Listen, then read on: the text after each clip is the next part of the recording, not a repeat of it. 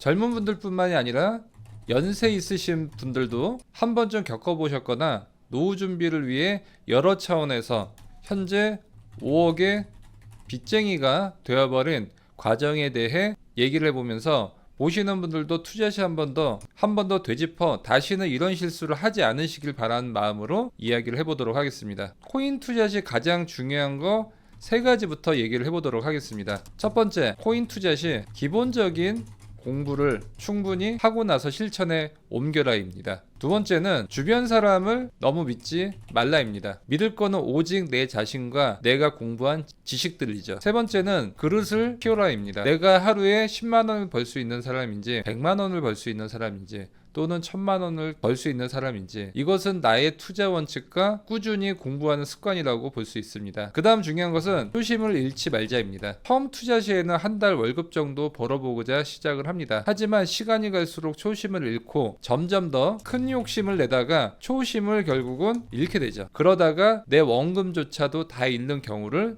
많이 보았습니다. 코인으로 실패하는 경우 가장 많은 경우가 상패빔을 조심해라입니다. 처음에는 비트코인, 이더리움 이런 시가총액 큰 코인들 위주로 투자를 하다가 점점 더 욕심을 내면서 듣보잡 코인을 투자를 하게 됩니다. 그러다가 코인이 상패 위기에 처하면서 마이너스 99.99%를 기록을 하는 분들도 허다하게 있습니다. 100달러 이상 하는 루나 코인이 마이너스 99.99%까지 하락하는데 일주일도 안 걸렸고 그때 마이너스 몇천만 원에서 몇억 원을 손실본 국내의 투자자들을 심심치 않게 주변에서 볼 수 있습니다. 불과 일주일 사이 네이버 규모의 51조 원이 사라졌습니다. 정말 아이러니한 사실은 루나 코인의 상패가 결정된 이후 신규 투자자가 오히려 유입되어 10만 명이던 루나 홀더는 28만 명까지 오히려 늘어났습니다. 이들이 보유한 루나 코인도 320만 개에서 700억 개로 2200배까지 늘어났죠. 결국 이들은 상패빔을 먹으려다가 큰 손실을 보게 된 것이죠.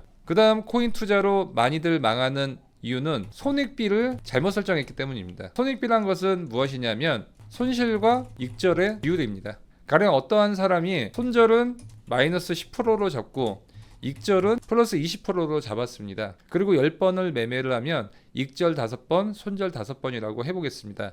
이 사람은 이렇게 10번을 매매를 하면 10%씩 5번을 순이익을 남겼기 때문에 총 50%의 수익을 올리고 이렇게 10번을 더하면 500%, 1000번을 더하면 5000%의 수익을 올리게 됩니다. 반대로 손익비를 낮게 투자하는 사람이 있습니다. 손절은 마이너스 20%로 잡고 익절은 매번 짧게 플러스 10%만 먹는 분이 있습니다. 이런 사람은 5번 익절, 5번 손절을 한다고 하면 10번 매매 시 계좌는 반토막이 됩니다. 따라서 익절은 가능한 높게, 손절은 가능한 짧게 해야 합니다. 마지막은 시장의 흐름에 역행하면 안 된다입니다. 즉 상승장이 있으면 하락장이 있습니다. 상승장에는 매수를 해야 되고 하락장에서는 현금을 들고 있어야 됩니다. 그런데 상승장에 올라타기가 부담이 돼서 관망을 하다가 하락장에 매수를 하는 사람들이 많이 있습니다. 문제는 떨어질 때마다 추가 물타기를 해서 손실이 점점 커진다는 것입니다. 이를 추세 매매와 역추세 매매라고 합니다. 물론 역추세 매매도 좋은 전략이긴 하지만 초보분들은 웬만하면 상승장에서만 접근하는 것을 추천드립니다. 그러면 어떻게 하면 상승장인지 하락장인지 또 상승장 초기는 어떻게 알 수 있는 것일까요? 다양한 방법이 있지만 가장 초보분들이 손쉽게 할 수 있는 것은 이동평균선이 정배열 구간이 시작되는 시점에 매수를 하고 역배열이 시작되는 시점에는 매도를 하는 것입니다. 이 차트는